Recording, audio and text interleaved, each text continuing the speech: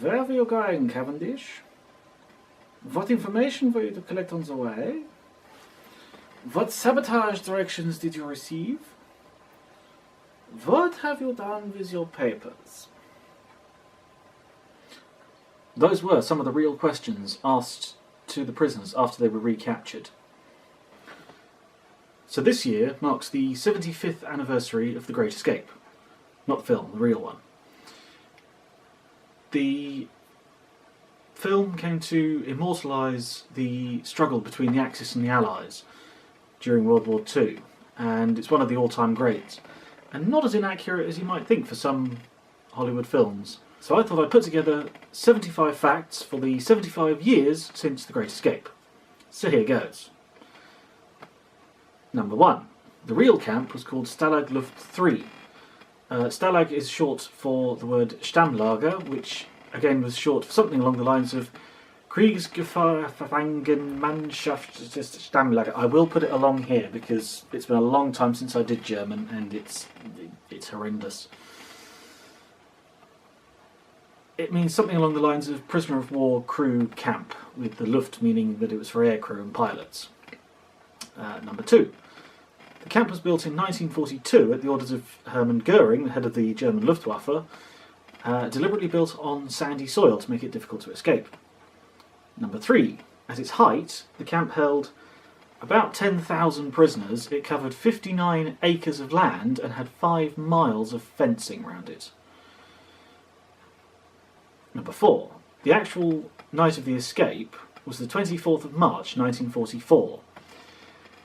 Meanwhile, back in America, there was a boy celebrating his 14th birthday. His name was Steve McQueen. Yeah. There were actually several escape attempts from this camp.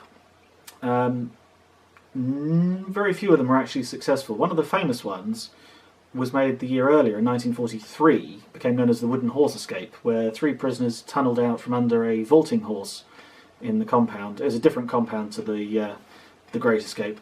But all 3 prisoners got away and got back to England. So, yeah.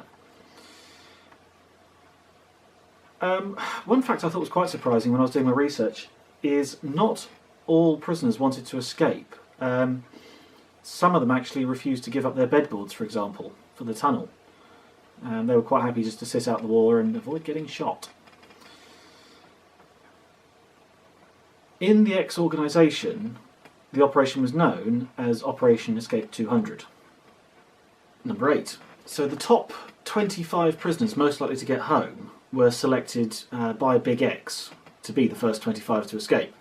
They were all fluent in other languages. Big X himself could speak 9 languages. The rest were all put into a lottery, and it was potluck what order you came out in. Number 9. There was over 600 prisoners involved in the escape in some fashion, but only about 20 of them knew what, where, when, and exactly what was going on. That way, word didn't get out too much. The Great Escape is often referred to as the largest prisoner of war escape of World War II. I think it's certainly the largest Allied escape, but there was a potentially bigger one in Wales, where about 80 Axis prisoners of war escaped from a camp by tunnelling, but they didn't get out of England. They got a few hundred miles away, but none of them escaped. Have you ever wondered why these days we only have MI5 and MI6? Well, there used to be a lot more of them.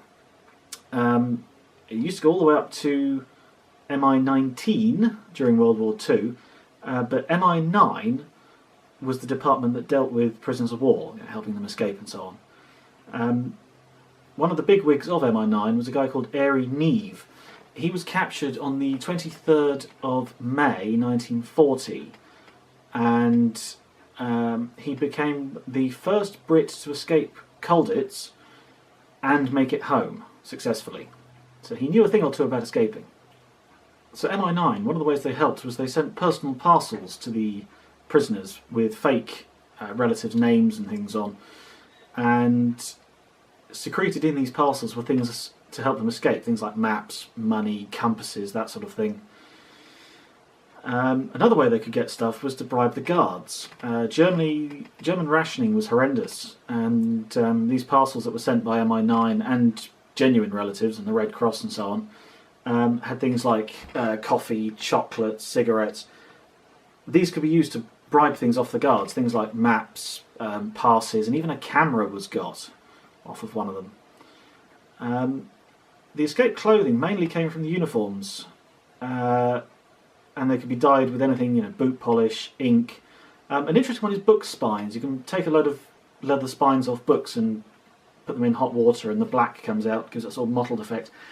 I put this fact in, I found it particularly interesting because I've got quite an old copy of The Great Escape, and it's missing its spine. I didn't do that, I inherited this. But yes, I thought it was quite good. Another thing they could do was they had to have stamps for all the passes. So they would use the rubber sole off boots. They'd cut it into the shape of an eagle or a swastika or something with a razor blade, and that would form the stamp. It did mean some of the guys had to go without, they had to have wooden soles on their boots, but, some people had clogs, so I don't know. To build the air pump, to keep them alive underground, that's an interesting mix of ingredients, you could say. They used 2 whole beds, 4 hockey sticks, 4 ping pong bats, 2 kit bags, 9 coat hooks, and hundreds of tin cans for the air ducts. Number 18. The prisoners kept an eye on the guards, probably more than the guards kept an eye on the prisoners. Every day they sat what they called a duty pilot next to the gate, and his job was simply to keep an eye on which guards and which ferrets were coming in and out of the German part of the camp. The story goes one day, the chief ferret, if you like, who was called Glemnitz or something like that, the Strachwitz from the film, he walked up to the duty pilot. They knew this was going on. They walked up to the duty pilot and said, "You can mark me in, and who else is in?" And was seething with rage when he found out that all his ferrets were actually skiving in their quarters when they still had another hour of duty left of the day. He wasn't happy. The furthest distance they dug in one day in one of the tunnels was 14 feet.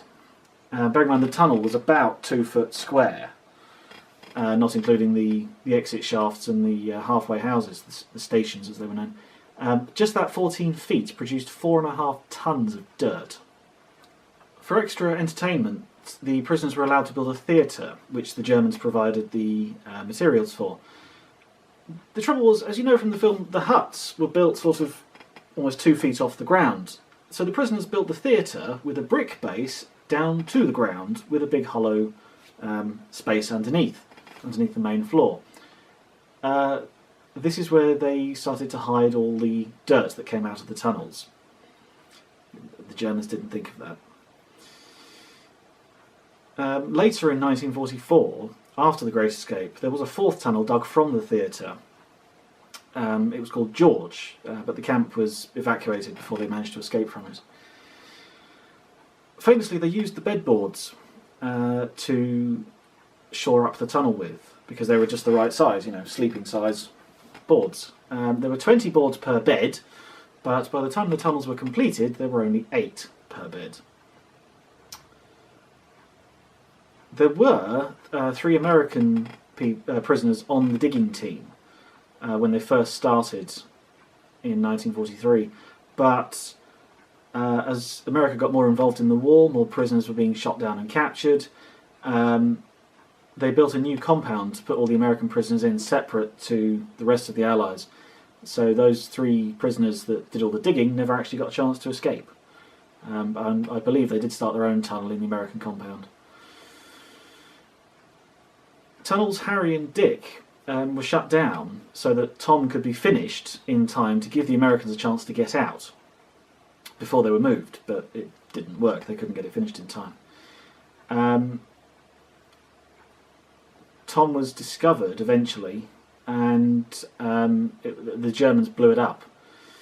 They eventually had to stop digging Dick because the Germans knew something was happening, and they decided that wherever that tunnel was going to come out, so that they were going to build a new compound on top of it. So it was pointless carrying on because the tunnel would have ended up about a mile long. The real Big X, Roger Bushell, was shot down the exact same day as Airey Neve. I can't say that. Just 3 days before the Dunkirk evacuation. So by the time he was escaping, Bushell had been a prisoner for almost 4 years. Again, the real Roger Bushell, he had scars around his right eye due to a skiing accident in the 1930s. Gave him a sort of a sinister look. So that was the camp, and now we'll go on to the facts about the film. The camp in the film was called Stalag Luft Nord, in reference to it being the escape taking place in the north compound of the real camp. To advise on the film, they wanted Paul Brickhill, who wrote The Great Escape, and but he was very ill at the time, so he recommended a guy called Wally Floody, who was one of the tunnel kings. He designed and built the tunnels. Bushell's representative in the film, Roger Bartlett, was kept very similar to the main character, even down to the scars around the eye, which I always thought was from torture or shot down or something, but anyway. Most of the characters in the film were composites of real people, because they had 600 to 700 prisoners all to squeeze into a cast of about 20. But the events in the film are pretty accurate, with a few things mixed around for poetic license. Charles Bronson, I think his real name was Charles Buczynski. He's of, I think, Polish origin, and he's a rough composite of sort of 3 tunnellers, 2 of which, one is Wally Floody, 2 of them are actually Polish, and one of them was a genuine Polish prisoner called Danny, who was described as small with a perfect physique. Sounds about right. James Garner, the Scrounger, he had experience for his part. He was a genuine Scrounger for a prisoner of war escape organisation in the Korean War. Donald Pleasance, the forger, had experience because he was a real prisoner of war during World War II in a real camp called Stalag Luft 1. The director wanted to make the film for about 8 years before he finally got the green light. In the film you see the Americans celebrate the 4th of July.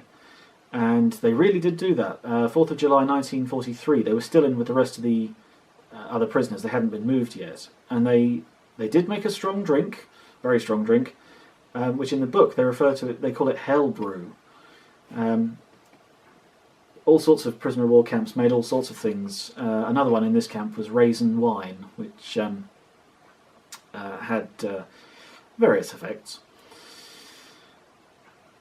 The film crew and the director, they wanted to see the location of the real camp to get an idea of what sort of set to build, but at the time of making the film it was behind the Iron Curtain, so they couldn't. The barbed wire you see in the film is not real. I think it's real wire, but they've got the rubber barbs. It's rubber, the barbs that are tied on. It's actually members of the cast and crew. Anytime they weren't doing anything, they were just sat down with a length of wire, and every 6 inches they tied a bit of rubber to it. That's one way of getting it made. The tunnel, known as Dick, was actually under a shower drain in hut 122. Eventually it was used to hide the sand from Harry, and it was never actually found by the Germans. That's the real tunnel, not the one in the film. Tom was hidden in a quiet corridor of hut 123, but was discovered by one of the German ferrets with his probe. He's walking along and suddenly, and he stabbed it right into the trapdoor. In the film, it was under you remember it was under the stove, and he found it by spilling coffee down it.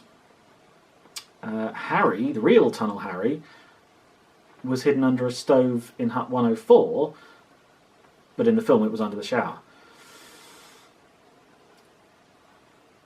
The land the camp was built on consisted of about 6 to 12 inches of soil, and then below that was all sand.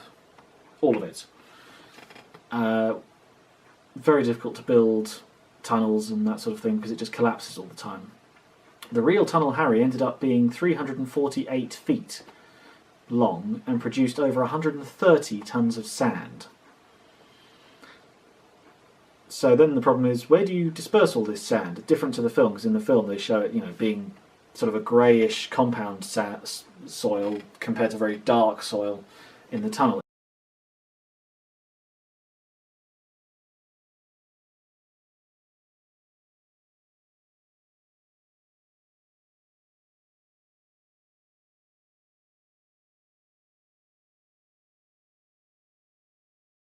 In the scene where he knocks the German off the motorbike to get it, the stuntman actually crashed into the camera the first time and injured the cameraman quite badly. He thought he was fired, but the director took him to one side and said, "Do it again, but we'll lift the camera up this time so it looks like you're crashing into the audience." It worked. The film's editor was nominated for an Oscar for cutting the scene where he's jumping the fence, because everyone thought it was Steve McQueen jumping the fence. In reality, they couldn't get the insurance for it. The film says they planned to get 250 men out. In reality, it was 220. And all of them were crammed into one hut on the night of the escape. So that brings us on to facts about the escape itself. The real Tunnel Harry was begun in the spring of 1943 and finished on the 14th of March 1944. You can't really escape during winter time in Europe, because after a couple of days outside you just freeze to death, or you're in such a bad way you have to hide or whatever. So it's finished on the 14th of March, but they waited until the dark of the moon on the 24th. When it came to the escape itself, there was snow on the ground in the real escape, and the exit was frozen. This meant the escape had to be delayed by at least an hour. They planned to start at 9 o'clock, but it was closer to 10 o'clock by the time they actually started escaping. The nationalities of the escapees is quite a broad range, actually. It's British, South African, Polish, Scandinavian, Canadian, Dutch, Greek, French, Lithuanian, New Zealand and Australian, to name just some of them. There was a prisoner in the camp referred to as the Cooler King, and his name was William Ash. He didn't actually take part in the Great Escape, because he was in the cooler on the night of the escape for a previous escape attempt. He died in 2014, aged 96. Roger Bushell, Big X, escaped as number 7, along with a Frenchman called Bernard Scheidauer, who was number 8. They made it around 500 miles across Germany to a town called Saarbrücken on the French border, and they just got through a police checkpoint in Saarbrücken when one of the policemen turned and spoke to them in English, and it was Scheidauer, the Frenchman, who turned and spoke in English and replied. The classic scene in the film. Good luck. Thank you. Shit. We don't know if he said good luck or not, but it was the Frenchman who replied. He got so used to speaking English to all the other prisoners, he broke his French cover. During the escape, there was an air raid around about midnight, and all the escapes stopped for anywhere from 35 minutes to an hour. This, along with other hold-ups, meant that they didn't get as many out as they wanted. Other hold-ups included things like people who hadn't been in the tunnel before weren't used to it and kept knocking the supports down, causing small collapses, which had to be repaired. The last surviving escapee was a man called Dick Churchill. He died in February this year, aged 99, just about a month short of the 75th anniversary of the Great Escape. Well, that would annoy you, wouldn't it? Daylight started to appear around about 5 in the morning on the 25th of March, and they realised they weren't going to get everyone out because of the collapses. There were at least 3 collapses that held up proceedings. So they decided to close the tunnel after around about 80 people had got into it. At 10 to 5, the hole was found by a sentry who took a different route. Normally, so you got the camp, there was a road outside the camp, and the tunnel came up the other side of the road, and normally the sentries went back and forth between camp and the road. just before 5 o'clock, a sentry decided to walk this side of the road and virtually fell over the hole, and 3 prisoners. One of the 3 escapees found by the exit, by this terrified sentry at this point, was a guy called Len Trent, VC DFC. He'd been awarded the VC for his actions on the night he was shot down and then taken prisoner. Escapee number 81, or thereabouts, was a British officer called Ken Rees, or Rees. He's a little Welshman. He was in the tunnel when it was discovered, and he was worried that the Germans were going to drop into it and start shooting. He was taken out the tunnel and spent the rest of the war as a prisoner. He stayed in the Air Force, went on to fly Valiant bombers, and died in 2014, aged 93. He was the last surviving digger of the tunnel. Once everyone was out, and after the discovery, the tunnel was sealed over with the stove again, and they didn't know. It's not like in the film where the Strachwitz comes charging in and with his MP40 and aims it at the tunnel and threatens to shoot everyone that gets out. They didn't know where the tunnel started. They only knew where the exit was. So they sent a very brave ferret in, but they still didn't know where it came out because he was underneath and he was banging on the lid, and they'd got the guy out with the pump, so they were worried about him suffocating and they couldn't hear. So they actually woke up the senior British officer and said, "Look, we're worried about our ferret, he's going to suffocate, can you get him out please?" So they did. Freedom! Sorry. Switzerland is not an easy escape route, not like it is in the films. When you cross the border into Switzerland, you're actually entering illegally, so they could technically just hand you back. And if you flew in, you could be shot down and killed. The Swiss took their neutrality quite seriously, actually. I'm going to try and pronounce some Norwegian names now, and I know a lot of people lay into me for my pronunciation of things. Jens Müller and Per Bergsland were a couple of Norwegian pilots who escaped as number 43 and 44. They managed to get smuggled onto a Swedish freighter ship, and within about 3 weeks they were back in England. Müller died in 1999, aged 82, and Bergsland died in 1992, aged 74. Another successful escapee was a guy called Bram van der Stok. He was a Dutchman who was around about number 18 out of the tunnel. He got away by train and foot to Holland, went through France and Spain to Gibraltar. It took him about 4 months to get back to England, but he managed it. He died in 1993, aged 77. So, the aftermath. After the escape, Hitler ordered that all 76 prisoners should be shot.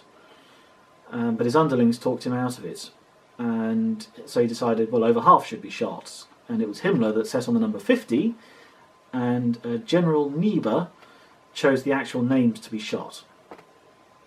If you're wondering what happened to Niebuhr, I believe he was shot by his own side in early 1945. The camp commandant, he wanted the remaining 144 would-be escapers to be locked up in the cooler, but they wouldn't all fit. So only about 10 or so, those that were found in the tunnel, in and around the tunnel, were locked up. After the escape, the Germans issued leaflets, after Hitler's shoot-to-kill order. They issued leaflets and posters which began with the words, "Escaping is no longer a sport." It was a warning that any further escapes would be met with lethal force. Although it tended to be only the SS or the Gestapo that followed this rule. Regular forces tended to ignore it. The escape caused the largest manhunt in German history at this time. I think it was called something like the National Hue and Cry. They rounded up thousands of people. Most of them weren't prisoners of war. They were just common criminals that had been found, deserters from the military, that sort of thing. Thousands of people rounded up. Up to 5 million Germans were mobilised in this manhunt, with around anywhere up to 100,000 working solely on finding the 76 escaped prisoners. Army, Air Force, Police, SS, Gestapo, even Hitler Youth were brought in for the search. Most prisoners who weren't shot were returned to the camp, but 3 or 4 were sent to Sachsenhausen concentration camp. And that was, well, it was a horrible place for a start. One of the things, they electrified the wire, so they didn't need ferrets to keep an eye on the prisoners. Nobody had ever escaped, but within 5 weeks they were tunnelling out again. And they actually got away, along with a legendary warrior by the name of Mad Jack Churchill. But I believe all were recaptured, and I think they spent the rest of the war in solitary confinement in the camp. The Gestapo decided to search the camp after the escape, and each time they went into a hut, they left their coats and hats outside. They also insisted that the ferrets were stupid and they didn't want their help. Every time they went in, well, when they finished their search, they found the prisoners had stolen stuff off the Gestapo. These included things like gloves, hats, scarves, papers, a torch, and even one soldier even nobbled a pistol, but that was returned before they knew it was missing. The Gestapo didn't find anything in the compound, so they didn't trust anybody, so they started to search their own people. They searched the German quarters and found that the commandant was smuggling wine. For that, and the mass escape, he was court-martialed. After the 50 had been shot, their ashes were returned to the camp, where the new commandant, who was, I think, almost just as annoyed as the prisoners were, at the shooting, that is, he allowed them to build a memorial and bury the ashes. Long after the escape, the prisoners found out that the Germans had sound detectors buried 16 feet underground, and they had heard noises. They'd heard digging and things. Well, they didn't know. They actually dismissed it because they thought digging that deep was impossible.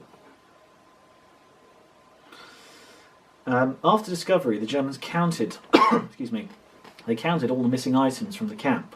They sort of did an inventory, and they found 4,000 bedboards missing, 34 chairs, 52 tables, 90, that's 90, whole bunk beds, 1,700 blankets, and over 1,400 food tins. How did they not notice all that missing? After the war, 2 Scotland Yard detectives turned RAF police were employed to catch those responsible for the murder of the 50. By 1948, 18 members of the Gestapo were tried for murder.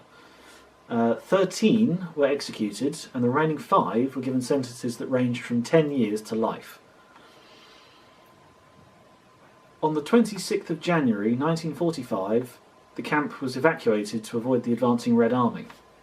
They marched until the 2nd of May, when they were found by the British First Army as it crossed the Elbe River. They were finally free. So that was my 75 facts for the 75 years since the Great Escape.